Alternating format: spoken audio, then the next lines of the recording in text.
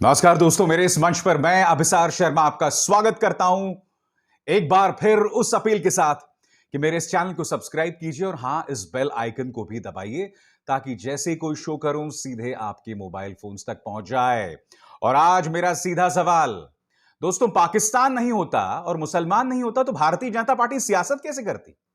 आज जो supreme court में हुआ दोस्तों, उसका मुकाबला कोई भी कॉमेडी नहीं कर सकती। आपके स्क्रीन पर दोस्तों एक खबर देखिए। उत्तर प्रदेश सरकार, आदित्यनाथ सरकार ने सुप्रीम कोर्ट में प्रदूषण की वजह क्या गिनाई आपके सामने। पाकिस्तान से आती है प्रदूषित हवा। सुप्रीम कोर्ट ने कहा तो अब पाकिस्तान की इंडस्ट्रीज बैन करना चाहते हैं। दोस्तों, यह मजाक नहीं है। उत्तर प्रदेश के वकील ने सुप्रीम कोर्ट में, इस वक्त प्रदूषण को लेकर बहस चल रही है, वहां पर उन्होंने कहा कि साहब पाकिस्तान से प्रदूषित हवा आ रही है। और इस पर सुप्रीम कोर्ट ने कहा तो क्या करें, हम पाकिस्तान के उद्योगों पर पाबंदी लगा दें। खबर क्या है, पढ़ के सुनाना चाहता हूं दोस्तों, तब आपको पता चलेगा कि भारतीय जनता पार्टी कॉमेडियन से क्यों नफरत करती है। क्योंकि इनकी सरकारें, इनके नेता जो कॉमेडी करते हैं ना, उसकी तुलना में कोई कुछ नहीं हो सकता। खबर क्या है देखिए। प्रदूषण मामले में सुप्रीम कोर्ट में सुनवाई के दौरान उत्तर प्रदेश सरकार के वकील रंजीत कुमार ने शुक्रवार को कहा, यूपी डाउनविंड है जबकि हवा ज्यादातर पाकिस्तान की तरफ से आती है। ऐसे में उत्तर प्रदेश की चीनी मिल और दूध की फैक्ट्रियों पर किसी तरह का प्रतिबंध नहीं लगना चाहिए। इस पर प्रधान न्यायाधीश CJI रमन्ना ने कहा कि अब आप पाकिस्तान की इंडस्ट्रीज को बैन कराना चाहते हैं। अब तक माननीय मुख्यमंत्री आदित्यनाथ क्या कर रहे थे? अपनी हर सभा में वो जिन्ना की याद कर रहे थे, तालिबान की याद कर रहे थे। याद है? आप भूल गए? सुनिए। जिन्ना के जिन्ना भी है। जिन्ना तालिबान, जिन्ना का तालिबान का। हे राम योगी जी, मुख्यमंत्री आदित्यनाथ, इतना जिन्ना, इतना तालिबान, और अब प्रदूषण में भी पाकिस्तान। अरे, जितना याद भारतीय जनता पार्टी तालिबान को, जिन्ना को, पाकिस्तान को करती, अरे इतना याद अगर आपने भगवान राम को सही मायनों में किया होता तो आज उत्तर प्रदेश में राम राज्य होता, स्वयं भगवान अवतरित हो जाते।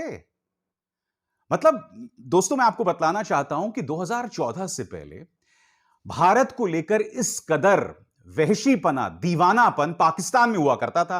पाकिस्तान का हर नेता जो है वो भारत को याद करता था हर बात के लिए। वहां पर साहब बिजली चली जाती थी तो वहां पर जो कट्टर लोग थे वो भारत को याद करते थे। यहां अब इन्होंने क्या कर दिया इस देश को? हर बात पे इन्हें तालिबान, जिन्ना और पाकिस्तान की याद आती है। सबसे पहले आप उत्तर प्रदेश की जनता की तौहीन कर रहे हैं और वो मैं आपको अंत में बताऊंगा कि आप उत्तर प्रदेश की जनता के साथ क्या नाइंसाफी कर रहे हैं, और ये इसके लिए आपको मेरे साथ लगातार बने रहना पड़ेगा। मगर मैं फिर कहना चाहता हूं, इतना जिन्ना को मत याद करो, तालिबान को मत याद करो, पाकिस्तान को मत याद करो। कुछ अच्छी चीजें सोच लो। मैं ये नहीं कह रहा हूं कि पाकिस्तान कोई अच्छी चीज है या बुरी चीज है, नहीं। एक पाकिस्तान एक देश है, वहां लोग रहते हैं और मैं पाकिस्तानियों से मिला हूं। मैं 4 बार पाकिस्तान गया हूं। यह बात अलग है कि जब मैं 5वीं बार जाने वाला था तो इन्होंने मुझ पर बैन लगा दिया था। पाकिस्तानियों ने मुझे उसके बाद कभी वीजा नहीं दिया, क्योंकि मैंने कहानी की थी जिसका नाम था लाल मस्जिद का सफेद सच। जनरल मुशर्रफ इस कदर बौखला गए थे मेरी उस कहानी से कि वो दिन है, यानी कि 2008 है, 2009-8 है, वो दिन है और आज का दिन। उसके बाद मैं कभी पाकिस्तान नहीं जा पाया। तो मैं फिर कह रहा हूं दोस्तों कि फॉर गॉड सेक पाकिस्तान का नाम लेना बंद करो, जिन्ना का नाम लेना बंद करो। अरे भगवान राम को अगर तुमने दिल से याद किया होता तो भगवान राम अवतरित हो गए होते। धन्य हो आप। तो देखा आपने, अब तक जिन्ना तालिबान था, अब तो सीधा पहुंच गए साहब, प्रदूषण जिहाद की बात की जा रही है कि प्रदूषण भी पाकिस्तान की वजह से है। दोस्तों, जब मैं आपसे कहता हूं ना कि भारतीय जनता पार्टी मुद्दों पर बहस नहीं करना चाहती, तो यह इसकी जीती जागती मिसाल है। मैंने आपको कार्यक्रम की शुरुआत में कहा कि बीजेपी कॉमेडियन से क्यों नफरत करती है, क्यों कुणाल कामरा को टारगेट करती है, मुनव्वर फारूकी को टारगेट करती है, क्योंकि बीजेपी से बेहतर कॉमेडी कोई नहीं कर सकता।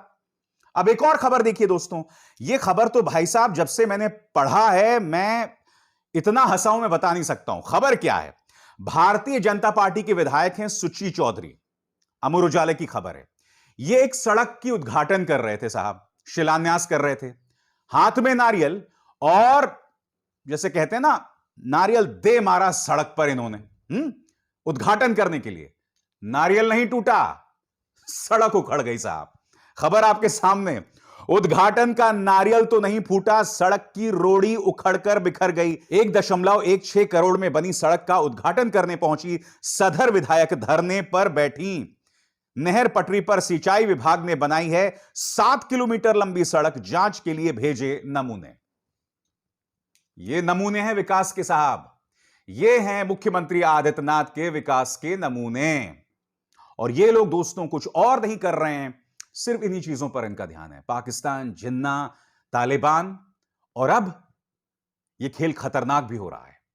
ये मुद्दा सिर्फ कॉमेडी तक नहीं है, क्योंकि आप जानते हैं मथुरा में नए सिरे से तनाव पैदा करने की कोशिश की जा रही है। और तमाम जो डिजिटल प्लेटफॉर्म्स में सबसे पहले मैंने इसी मंच पर आपको बताया था कि मथुरा में फ्लैग मार्च हो रहा है। मथुरा में एक शाही ईदगाह में कृष्ण भगवान की मूर्तियां जबरन रखी जा रही हैं, और इसको लेकर वहां तनाव पैदा हो गया है। और जैसे कि आप जानते हैं, उप मुख्यमंत्री केशव प्रसाद मौर्य वो भी इस मुद्दे पर कूद गए हैं। वो कह रहे हैं कि काशी और अयोध्या में सफलता के बाद अब मथुरा में भी हम जो है मंदिर बनाएंगे। उप मुख्यमंत्री केशव प्रसाद मौर्य की बात पता होनी चाहिए कि राम मंदिर जो बना है वो अदालत में जीत की वजह से बना है। तो फिर आप मथुरा को लेकर उस इलाके में तनाव क्यों पैदा कर रहे हैं? और मैं आपको बता दूं दोस्तों, इसका जिक्र जो है वो चुनावों में भी हो रहा है। आपको याद होगा, इसके जवाब में अखिलेश यादव ने कहा कि आगामी चुनाव में कोई रथ यात्रा या मंत्र बीजेपी के काम नहीं आने वाला है। जैसे ही केशव प्रसाद मौर्य ने कहा कि साहब मथुरा का मंदिर भी बनेगा, तो इसके पलट जवाब में अखिलेश यादव ने कहा कि कोई मंत्र और इस तरह की चीजें बीजेपी के काम में नहीं आने वाली हैं। तो इसके जवाब में केशव प्रसाद मौर्य ने क्या कहा आपकी स्क्रीन पर, आप श्री कृष्ण का भव्य मंदिर का निर्माण चाहते हैं या नहीं? सीधा सवाल पूछा केशव प्रसाद मौर्य ने। इसका जवाब झांसी में प्रेस कॉन्फ्रेंस में क्या दिया अखिलेश यादव ने, आप खुद सुनिए। उन्होंने कहा कि कृष्ण भगवान सबके हैं। भगवान कृष्ण हम सबके हैं। कोई ऐसा नहीं यहां होगा पंडाल में या यहां पर जो भगवान कृष्ण को नहीं मानता। हम तो इतना ही जानते हैं कि भगवान को वही याद करता है जो तकलीफ और परेशानी में होता है। दोस्तों, मुद्दा यही है, विकास के मुद्दों पर बात नहीं करना, किसानों पर बात नहीं करना, महंगाई पर बात नहीं करना, बेरोजगारी पर बात नहीं करना। बात किस पे करना है? बात करना है पाकिस्तान पर, बात करना है तालिबान पर, जिन्ना पर, और बात करना है हमारे शहरों में अराजकता मचाने को लेकर। मुद्दे पर आइए बीजेपी, मुद्दे पर आइए। और मुद्दा क्या है मैं आपके सामने बताना चाहता हूं दोस्तों।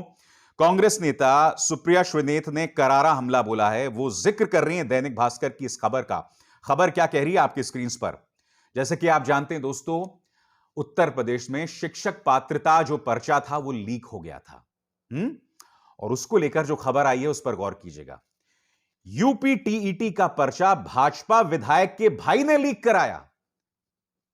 अब आप समझे इतनी आसानी से यह बात क्यों हो गई?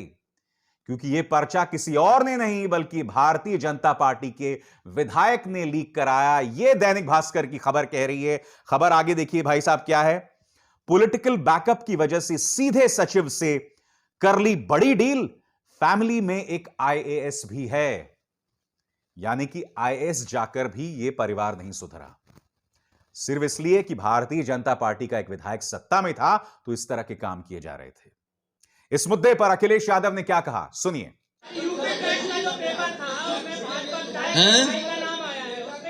किसका नाम आया? किसमें? नहीं, यहां तक मत पहुंचिए। आप ये बताइए जिसको पकड़ा है वो किस जिले का रहने वाला है? सुनने में आ रहा है कि मुख्यमंत्री जी के जिले का रहने वाला है। देखिए, आप लोग असली खबर तो जानते ही नहीं हो।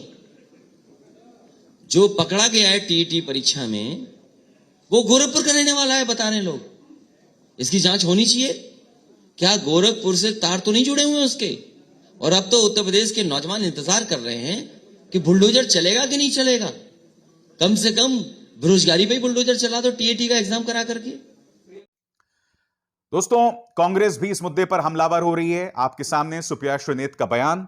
सनसनीखेज यूपी टीईटी पेपर लीक का मुख्य आरोपी अनूप प्रसाद बिहार भाजपा विधायक रश्मि वर्मा का भाई है, दिल्ली में प्रिंटिंग प्रेस का मालिक है, यूपी में परीक्षा नियामक प्राधिकारी सचिव संजय कुमार उपाध्याय के साथ मिल पेपर लीक कराया, युवाओं के भविष्य से खिलवाड़, अब चलेगा बुलडोजर योगी जी। क्योंकि देखो हो क्या रहा है, मुख्यमंत्री आदित्यनाथ तो बात बात में बुलडोजर चलाने की बात करते हैं।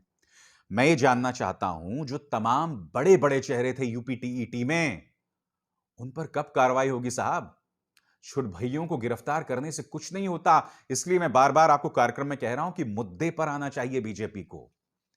और मुद्दा है किसान, मुद्दा है बेरोजगारी, और मुद्दा यह है कि लोग एग्जाम देने जाते हैं, वो पर्चा भी लीक हो जाता है। आप अंदाजा लगा सकते हैं दोस्तों, किस कदर फ्रस्ट्रेशन होता होगा उन लोगों को जो लोग ये पर्चा देने आए हैं।